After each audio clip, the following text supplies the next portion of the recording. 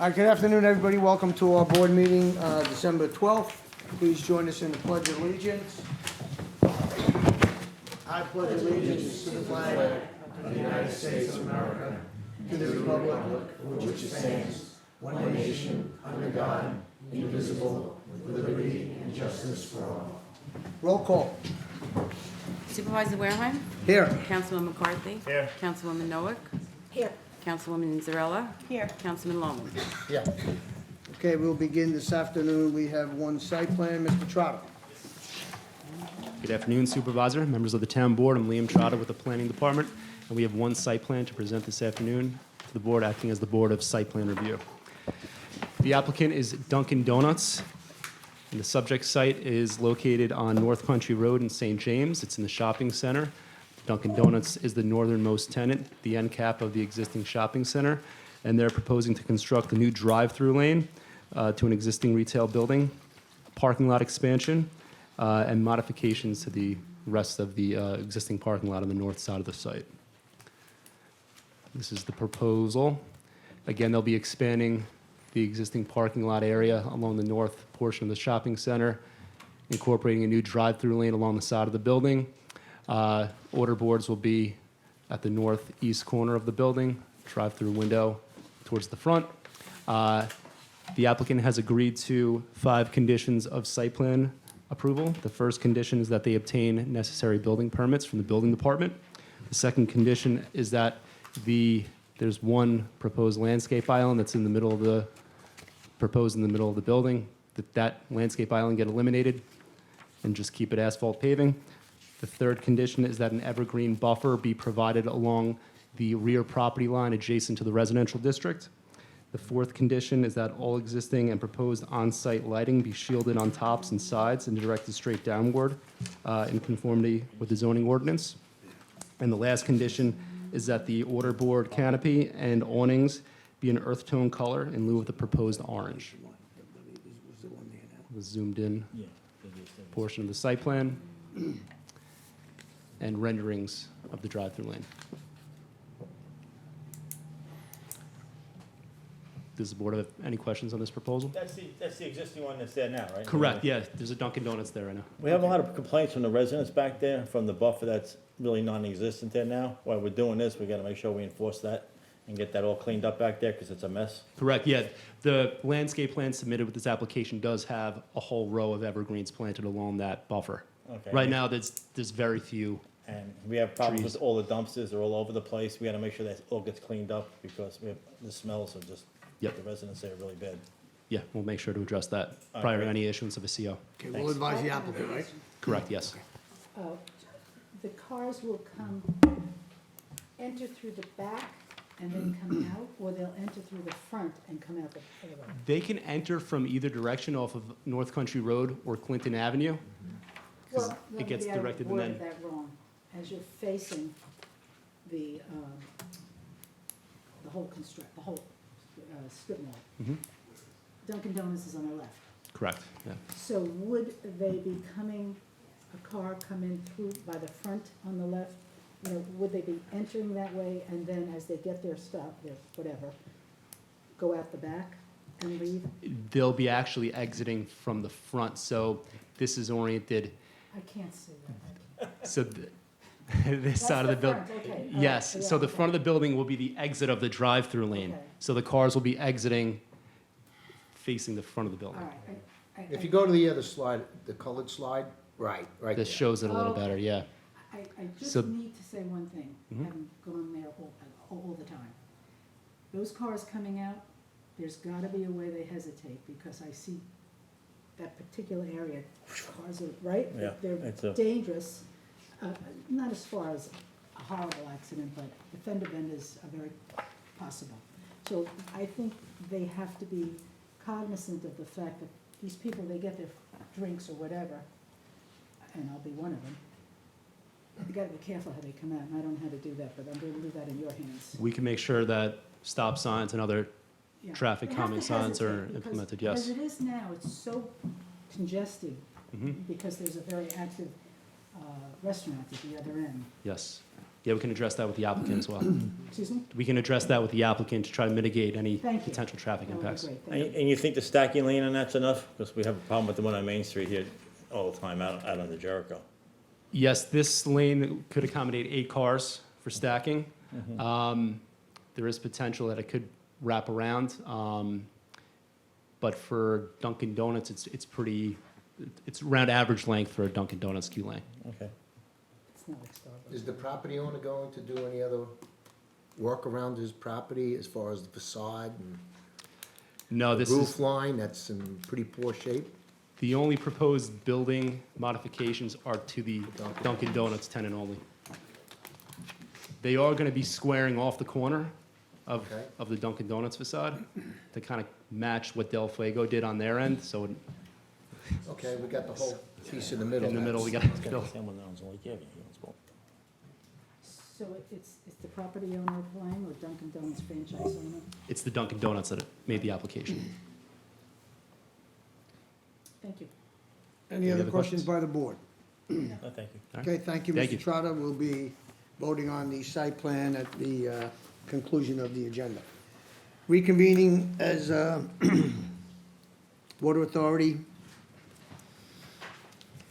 We have the minutes from the November 7th meeting, and to authorize the filing of claims in a class action settlement designed to resolve claims for PFAS contamination in public water systems drinking water by 3M and EI DuPont. Councilman Lohman? Yes. Councilwoman Anzarella? Yes. Councilwoman Noack? Yes. Councilman McCarthy? Yes. Supervisor Warehan? Yes. Reconvening as town board, we'll begin with the agenda.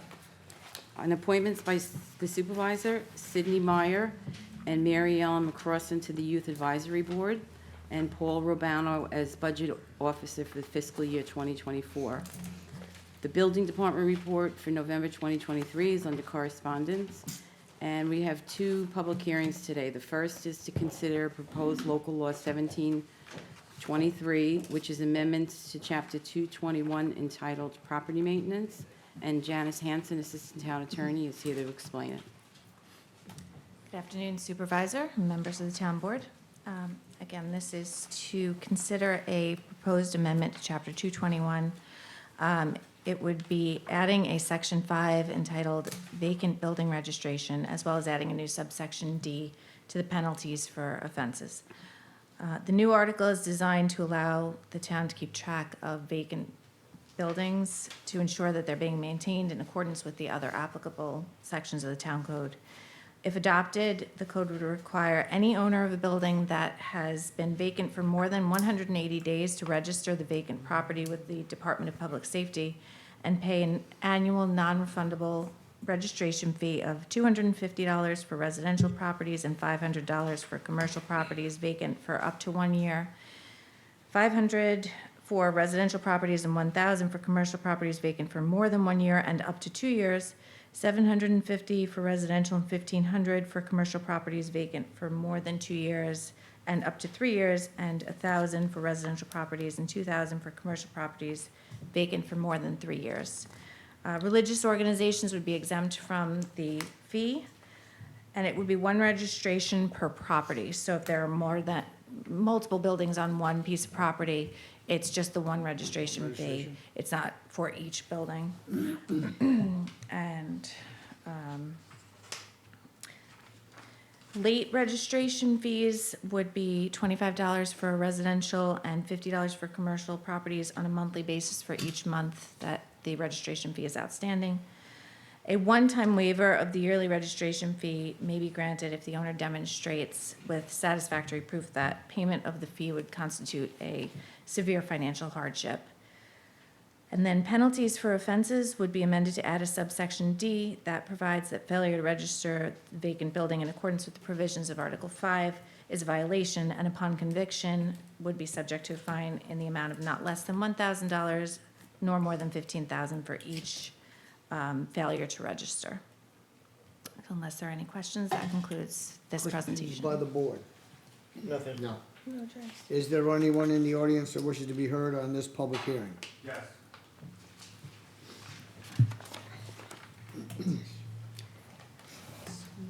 I get so close to the board? Clerk. And down to everybody?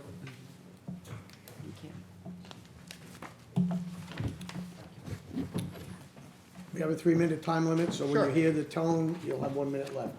Close your statement. I don't know if I can get it in 3 minutes, but I'll try. Good afternoon, my name is Dennis Ahern. I'm here in regards to this because I saw this advertisement in the Spittown News in regards to this vacant building ordinance. What I handed up to you was 3 separate documents. I don't know if you know, your code exactly matches the town of Huntington code, word for word, not one change in a word. That's what we do as a town, we just adopt another town's code and say, this is our code? Or do we spend any time and effort in figuring out why we're putting this code in? Why am I bringing this to your attention? My family's owned property in the town of Kings Park for many years. Residential, commercial, paid a lot of taxes in this community. I don't see how this accomplishes any goal for the community if the goal in the community is to end vacancy, improve the property values, include rents. I don't see how any of this does anything except put another burden on the taxpayer. If you have a problem with a building and it's not in good shape, we have code. Go violate the town. Come in, make a complaint, have people correct their property, put it up, boarding.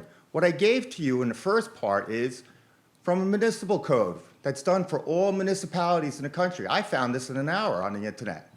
And guess what it says?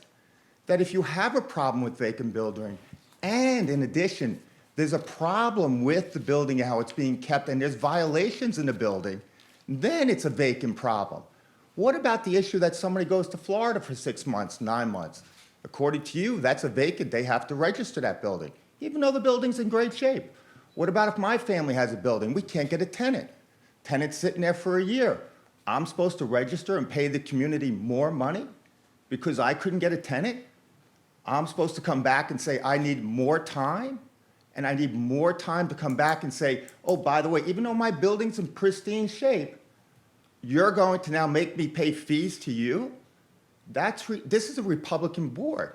You're supposed to stay out of the private business. If you have a problem with what's going on in the community, the last page I gave you is, you know what it is? Anybody recognize this picture? Mr. Wareheim, I know you recognize this picture. What's the last picture? Can you tell us? No, I mean, I would think you would know it. Kings Park. That's where we got the. Yeah, $20 million to put in sewers. What year? 2017. It's been 7 years Kings Park's been waiting for sewers. Why is that relevant? Because why? Why are you passing this code? What, you don't like how the downtowns are? There's vacancies? You're trying to improve the downtown? Where is the community? Ms. Inzarella, I see you looking at me perplexed, because if this is your proposal, then you need to do more due diligence in getting this done. Because this is a problem, what you're asking. This is not going to accomplish anything except collect fees. Thank you. Thank you. Thank you. Anyone else wish to be heard on this public hearing? I'll move to close. Councilman Lohman? Yes. Councilwoman Inzarella? Yes. Councilwoman Noack? Yes. Councilman McCarthy? Yes. Supervisor Wareheim. Yes. The second town public hearing is for local law 1823, amendments to traffic code part 2 entitled schedules. Okay, so once again, we're here to consider an amendment. This is just a brief amendment to the traffic code to add Paul T. Given Park to Schedule L town parking areas with no additional changes. So unless there are any questions, that concludes that presentation. Questions by the board? No. No, thank you.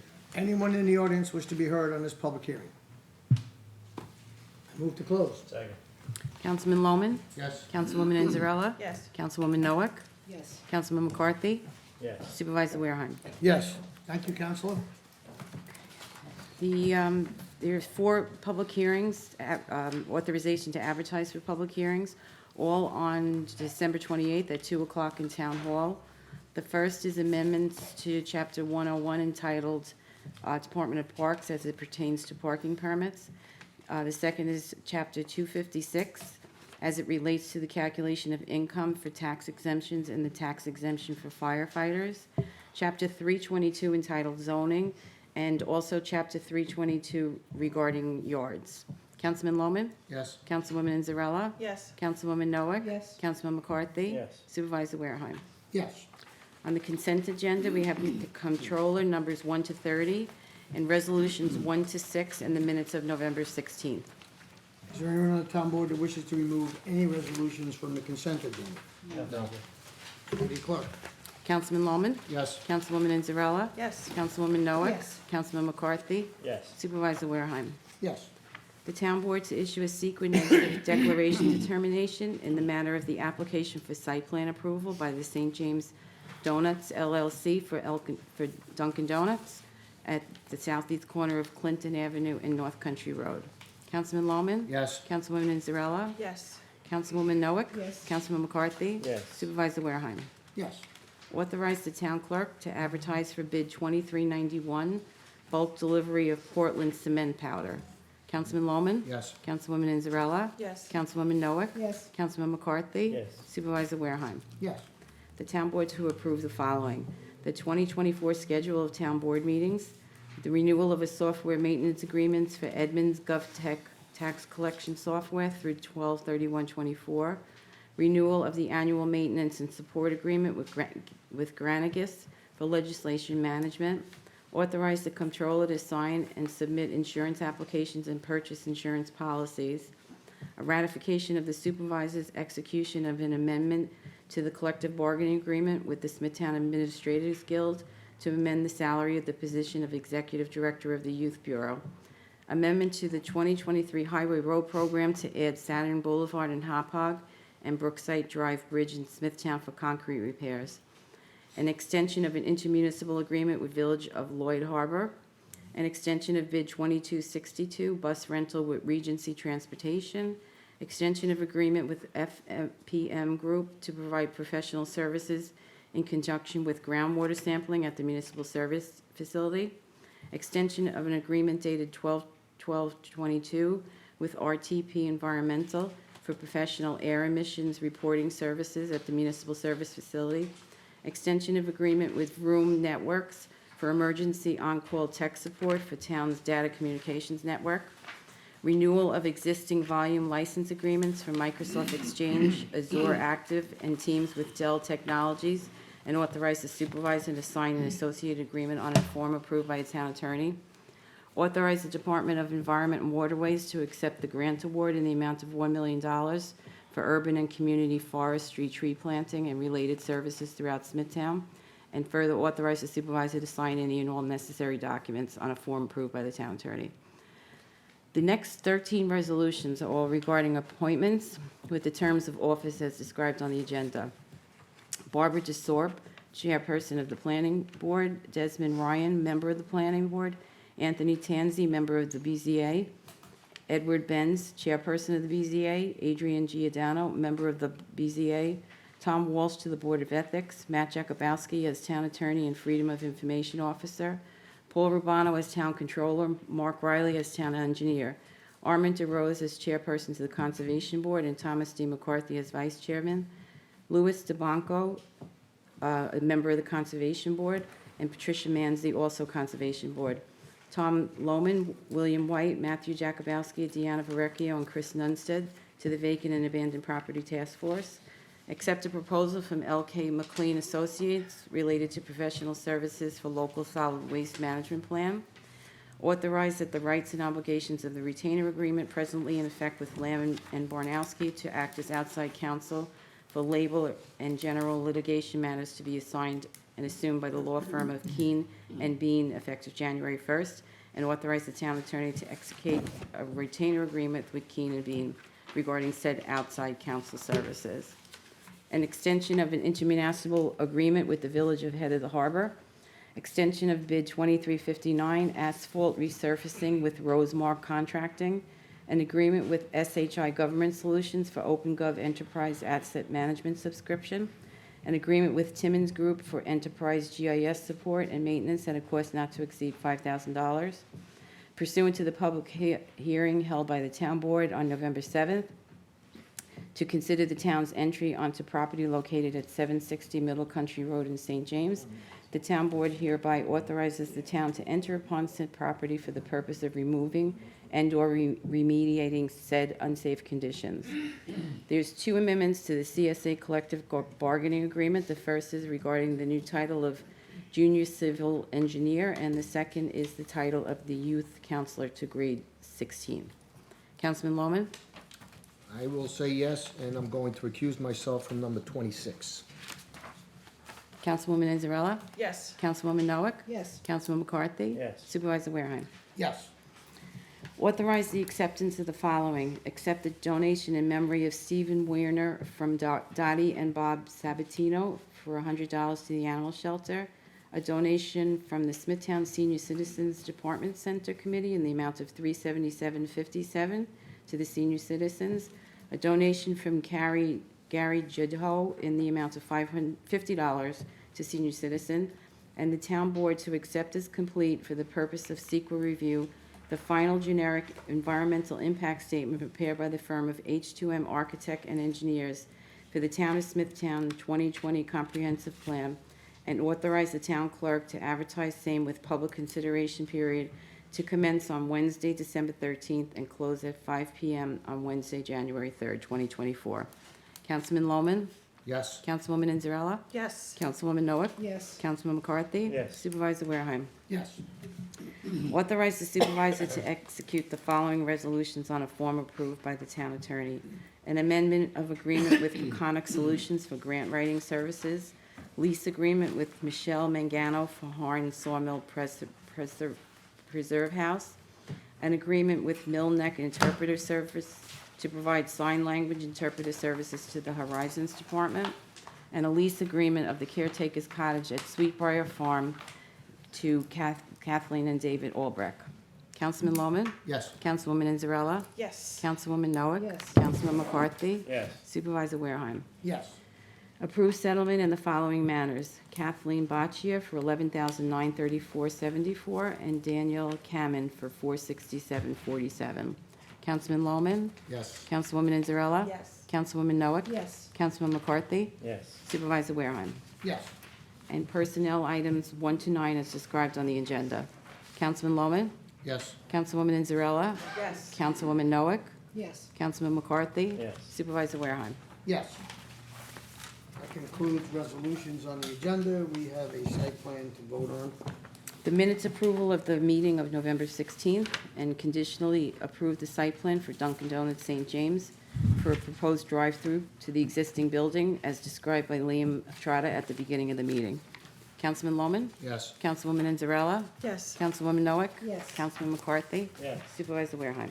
Yes. That concludes site plan review. We will move to the public portion.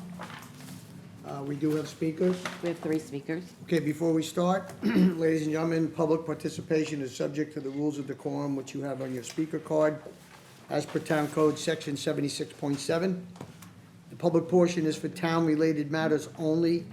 Any unsubstantiated, unverified, or material false information will be interrupted. The 3-minute rule will be strictly enforced. When you hear the tone, you have 1 minute to complete your statements.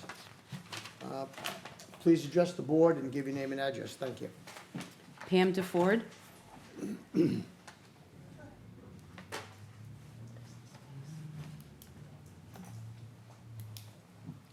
Good afternoon, everyone. My name is Pam DeFord. I'm at 2 Dalewood Lane, Kings Park. And I'm here today to speak actually for the first time, coming to a town board meeting, because truthfully, I never had the purpose to come before my elected officials. I am proud of the town I grew up in and made a decision to raise my daughter here. Like many families, we choose to stay. My purpose here today is not to confront, raise my voice, or point fingers. As some of you know, I sat in your seat as an elected official for my school board for 9 years. I believe to get things done, it takes clear thinking to have meaningful conversation. My purpose here today is to have a discussion that is very dear to my heart, as well as others in this room. I ask that a motion be set forth to amend a town code, which I've been told is in the books, but I have yet to be able to find it. On July 14th, 2022, a bench was donated in loving memory for Jennifer Isaacson Paternostro by her friends. The bench is at the bluff for the community to enjoy, and is a symbol that Jen's love continues to be shared with everyone. The bench was decorated for Christmas with a wreath and trimmings hanging from the back of it. Kind of the same decorations our town employees put up on Main Street, and the library, and even here at Town Hall. The same decorations our own fire department puts up too. It's decorations to be enjoyed by the community, a symbol to spread kindness, joy, and peace. I saw the joy Jen's mom and daughter had buying these decorations and putting them on Jen's bench. I also saw how quickly that joy turned to disappointment, sadness, when a town employee was seen cutting off the decorations without warning, no written notice, no conversation, no time to come to get the decorations, no time to talk to anyone. The decorations were discarded. This ruthless action was left Jen's family, friends, and many residents upset. It is clear that this employee was instructed to do this. As I previously stated, I'm not here to point fingers, but I'm here to ask why and how a solution can be made. My first action was to go to social media as a way to communicate. Since I did not get a response, and knowing that it probably was not the right way to communicate, I'm here today to ask and to share some of the comments from residents that were so sad they couldn't leave it and just notify the family. Sickening, even just for the month of December. The same thing happened to my aunt's bench at the Bluff. Totally ridiculous. The state does not give us a problem at Sunken Meadow. They're heartless. That's wrong. I blame the town for even entertaining any complaint. It's not even a safety concern. Why can't they just see it for another reason? There are many other comments that I'd love to share and would if you want to see them. These are comments from residents, our town residents. I truly believe every situation has a solution. Again, I ask that a motion be made. As an educator for the past 29 years, and as a past board member, I always get a child's Before, you're perspective. going to have to complete your statements. So I'd like to end with a slideshow that Mia, 10-year-old Mia, wanted you to hear. Excuse me, Mr. Ford, your time is up. Okay, Okay, strictly votes. I want to thank you for your comments, and if you'd like to stay afterwards, I would. okay, good. We could have a discussion, and I can explain exactly what transpired there. Thank you. Okay, you're welcome. Vivian Isaacson.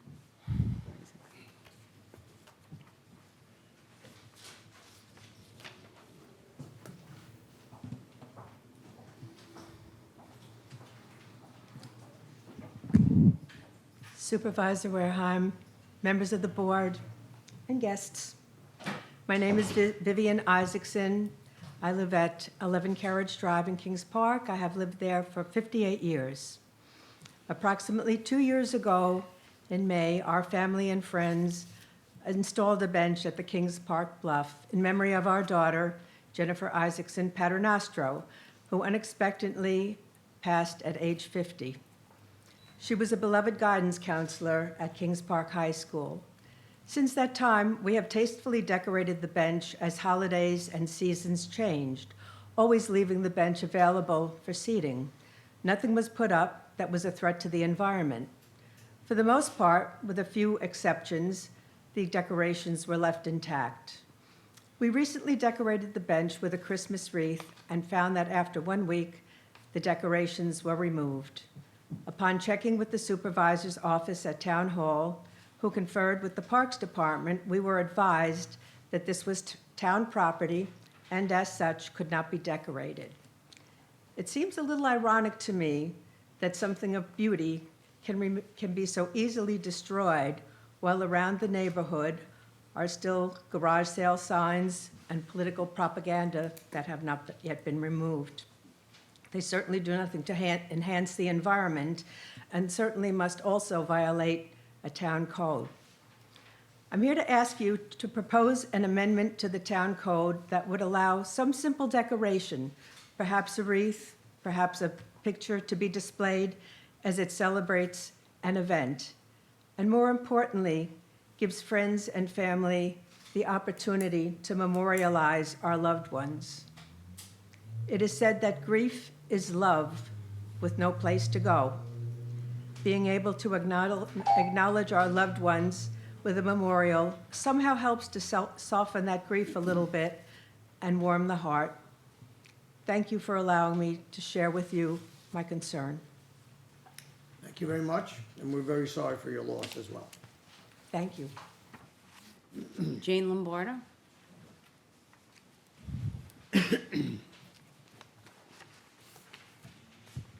Jane Lombardo, 41 Sandy Hill Road, Comac, New York. Hi, I'm back.